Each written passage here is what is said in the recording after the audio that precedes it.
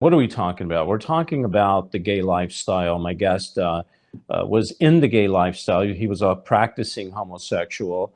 Now he's an ex-homosexual. Frank, here's my question, and I've always wondered about this. Can you be, two questions actually. Can you be a homosexual and be a Christian? Number one. Number two, how do homosexuals, gays, how do they look at, I'm going to say people like us now? I mean, people that say we're, not just people that go to church, but we die hard, I would say truthers, right? So first of all, can you be a Christian, a gay, live the gay lifestyle and be a Christian? Well, you would be a fake Christian if you were like living that lifestyle. My point is, you can have feelings and fight animal instincts like we all do, but not act on them. It becomes a sin when you full on act on it. So everybody has temptations and feelings of immorality and things, but that's not a sin. You should, of course, try and fight those thoughts, and but you should definitely act on them. And it's the same. I don't know if gay people are more sinners than straight people that bang 3 different women in one night in a bar, and all of a sudden they're a hero. I don't know who's the worst sinner, but they're both wrong. So Right. my point is acting on those urges and giving into that animal instinct is what the sin is.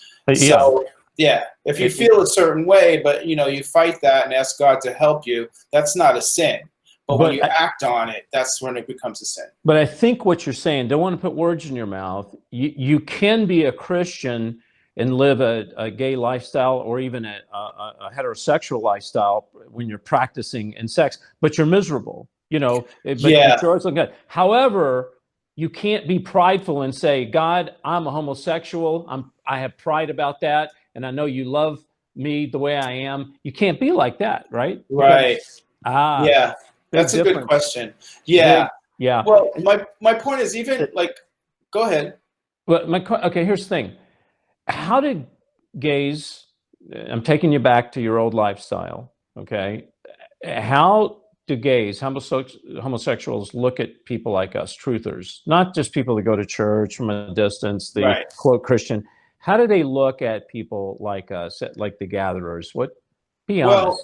I will. Well, I was different than them. It's weird. They would look down on you in a way that, because they don't want to hear anybody tell them what they're doing is wrong. Okay. So it's just it's really a hard question. But like I said, I mean, I've lived that lifestyle for 13, 15 years, so I know all about it, but I haven't lately.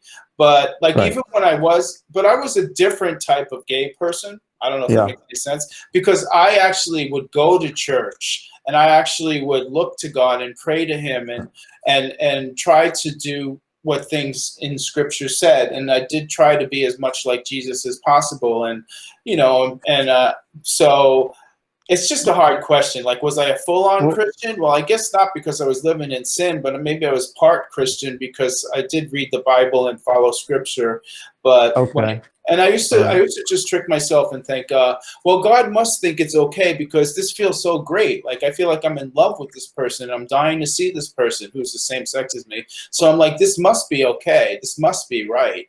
And this must be okay in God's eyes because I care for this person. But I think in the long run, it really isn't okay in God's eyes. Maybe that was Satan's way of like infatuation and passion. I'm good with it because like I could speak out against it, and if someone would come out and say, well, what do you know? You're homophobic. I'm like, no, you don't know who you're talking to. You know what I'm saying? So I'm ready for that if that comes to that point. Yeah. So, okay. So here's my last question, Frank. Now I know that you haven't been in that lifestyle in a long time, but maybe you have some idea. How does gays, the homosexuals, look at Trump, President Trump? Yeah. Well, I think if I had to put a percentage on it, I would say there's a good solid maybe 30% that are for him.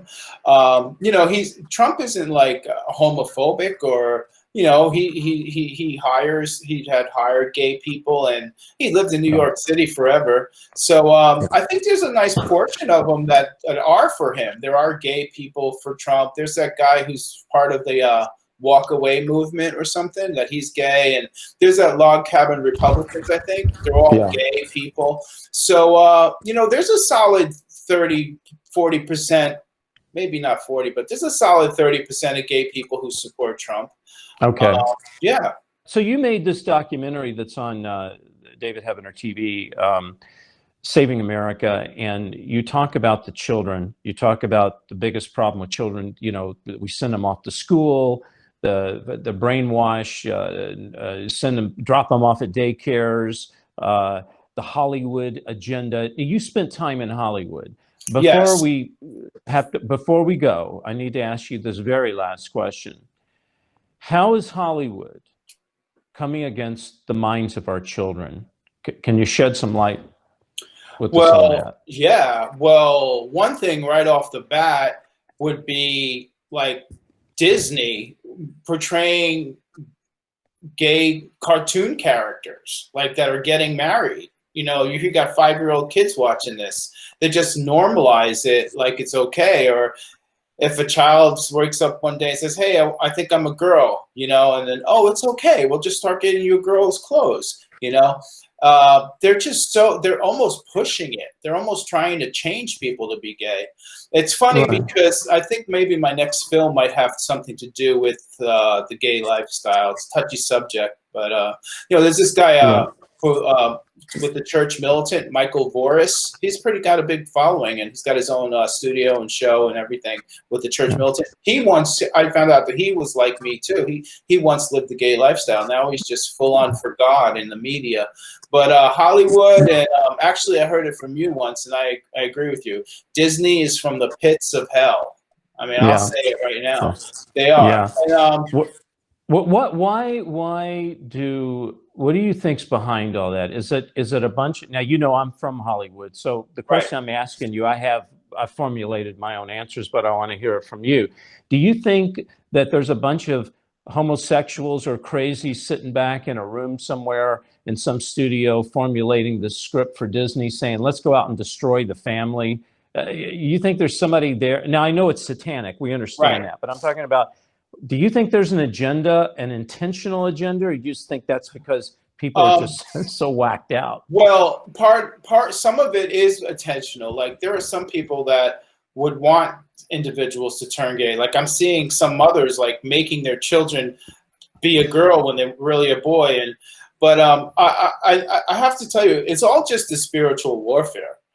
Satan is more clever than any human being. He was the smartest of all the angels before he got kicked out of heaven. He's much smarter than you and I. He gets in people's minds. I guess that kind of stuff sells. Sometimes these people don't know that they're being used as a tool for Satan, is what's happening. Right. And it's definitely a spiritual warfare. I can feel the evil. It is so thick. You can feel the evil out there in the air. It's there. Yes, it's demonic. There is an absolute attack on the American family. It's not the America that I remember or that I read about. It's a much different America. As a matter of fact, I wouldn't even call it America. And in the Bible it says that a third of the angels fell with Satan. And I get in trouble when I say this. I feel if a third of the angels fell with Satan, they had to come down somewhere. Children are either left alone with really messed up people, strangers, or even family members, but that are not well in the head, and they get traumatized by either physical abuse, mental abuse, verbal abuse, or sexual abuse. Is anti-life, anti-God, and anti-family. Just look around society today and you see it. Or they're completely alone with their TVs and their technology, getting fed pure violence, pure, evil thoughts, evil ideas, and nobody's there to guide them or to instruct them in righteous ways. I think they landed right in LA, because what does Los Angeles mean? City of Angels. Okay? I believe it's City of Dark Angels.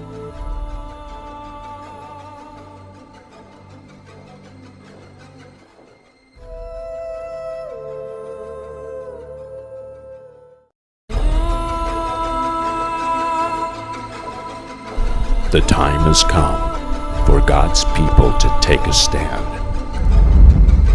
Legalize Jesus. Text 71777, the word chosen, to 71777, or go to davidheavener.tv/chosen. Join the movement.